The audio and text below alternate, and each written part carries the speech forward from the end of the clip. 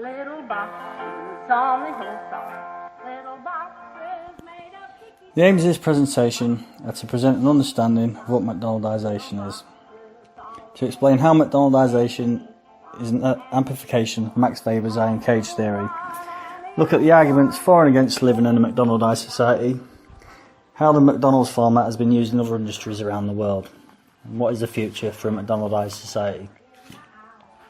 Sociologist George Ritzer coined the phrase McDonaldization in his 1993 book, The McDonaldization of Society. Within the literature, he explains how the characteristics and the operating procedures of the fast food restaurant have come to dominate many other types of industry that would not automatically appear to have any similar connections. Ritzer outlines the 5 major themes that create the process of McDonaldization. These are efficiency, calculability, predictability, control, and the replacement of human by non-human technology. Ritzer uses Weber's theory of rationalization and bureaucracyization. Weber's view was that modern society was growing increasingly more rationalized, and he saw bureaucracy as the ultimate example of rationalization. Ritzer called the continuation and acceleration of rationalization McDonaldization. Weber believed bureaucracies can become increasingly inefficient due to the red tape, and that increased quantification can often lead to large amounts of poor quality work. In Weber's iron cage of rationality, he describes bureaucracies as cages, in the sense that people are trapped in them, that basic human needs are denied. Bureaucracies work in a highly predictable way, and they replace human judgment with non-human technologies. Ritzer describes efficiency as choosing the optimum means to a given end. However, he claims that in a McDonaldized society, efficiency, if forced upon a person, that choice is no longer an option, as we are forced to accept the efficiency of the surrounding areas. A good example of this would be the self-checkout systems, automated call centres, ATM machines, drive-through restaurants and so on.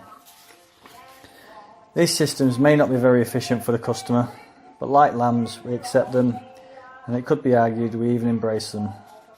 But what does this efficient system mean to us? What might be efficient for the supermarket or the restaurant owner must surely mean more work for the end user or the customer. In essence, we pay for the privilege of scanning our own goods at the supermarkets or being an unpaid bank teller at the ATM. In all areas of human existence there is rationalisation, from religion to architecture or music. The separation of workers by means of production and the supply of low-paid labour, Ritzer describes this as quantity over quality, where the consumer thinks that they are getting a good deal, but fails to realise the huge quantities of profits created for the owner, and not to mention all the slave labour involved. In a McDonaldized system, quantity becomes the equivalent of quality. Predictability is evident in all McDonaldized systems, large and small. Consumers know that when they enter any chain store or restaurant, that their experience will undoubtedly be the same. Be it at the local McDonald's, Asda's, Wetherspoons, we know that the staff, the surrounding and the prices are not going to be a big surprise to us. While this could be seen as a comforting and safe way to go about life, it also removes the individuality, spontaneity and the basic human elements of life.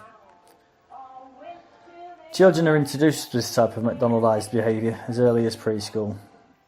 Dehumanising pupils at the earliest levels creates rationalised behaviour that is learnt and which will stay with them throughout their adult lives. Max Weber predicted that people would move from rationalised educational systems into rationalised professions. They would move from rationalised homes and have rationalised recreational activities. He believed that society would become a seamless web of rationalised structures and that we would have no escape. Control and replacement of humans by non-human robots. Weber saw rationalisation as increased control in material and social life. We saw how within the process of industrialisation that machines would be completing tasks, jobs and work that would previously be performed by people. Ritzer reinforces this argument in his book. He describes how in the past organisations have increasingly took control from humans and reduced their human behaviour to that of a machine. He uses the fast food restaurants as an example of this. No longer do people wait to be seated, wait for a waiter or waitress to come and greet them and take their orders, sit patiently chatting, enjoying their dining experience while a chef prepares their meals, be served, offer dessert and so on. In most fast food restaurants, people line up like cattle at a trough. You give your order, usually chosen from the illuminated boards behind, to the server who will not deviate from their organisation's script in a robotic manner. The food arrives at McDonaldized restaurants usually pre-prepared, so all employees have to do is heat the food and then pass it on to the next preparation system. It will come quickly, packaged in bright disposable cardboard packaging and covered in advertisements for the chain. Then you'll be sent on your way so the server can repeat their scripts over and over again for the rest of their shift. It could be suggested that this process of rationality is in line for yet another shift, as it is deemed too inefficient still. Drive-through window systems and more recently self-service machines are commonplace in nearly all fast food restaurants. It is even more efficient if the customer doesn't even enter the building. They can order and pay for their meals without leaving the comfort of their vehicle, and then they'll take and dispose of their rubbish elsewhere. However, if customers do feel the need to enter, they can order and pay without having to speak to a single human being, thus also removing the need for extra staff inside and ultimately creating more profit. This could be described as the ultimate bureaucracy, a total non-human transaction. Of course, McDonaldization didn't begin when Ray Kroc joined the hamburger franchise in 1955. McDonaldization was already well underway by that time. Frederick Taylor's time and motion studies were designed and published in 1911. Taylor used scientific studies and analysis. He believed that the rule of thumb methods of working needed to be reduced and looked how to maximise productivity, efficiency and the development of the workforce through task allocation, breaking down the tasks into smaller and smaller processes. He believed work could be more economical with the subdivision of labour. Men who suited their positions would thrive in their jobs if they only had to concentrate on that particular part of the manufacturing process. The arguments against Taylor's theories were that they would dehumanise the worker and leave no scope for the worker to actually think for themselves, much like those in McDonaldized roles today. Bauman described the Holocaust as a feature of rationalised modernity. He likened the atrocities that happened at the hands of the Nazis in Auschwitz as an extension of factory life, the ultimate example of the irrationality of rationality.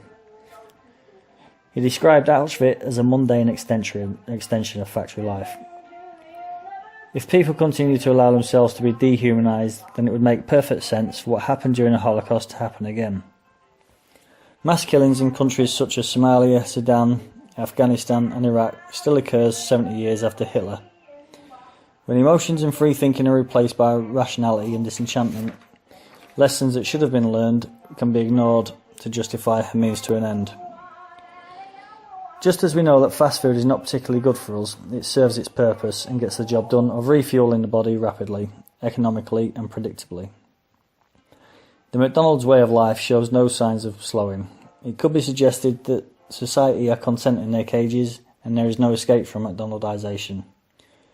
Cohen and Taylor describe how we try to persuade ourselves that we are truly individual.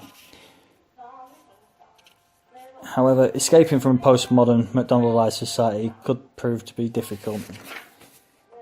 Desert islands are few and far between, and even those are reserved for the rich and famous, with Wi-Fi.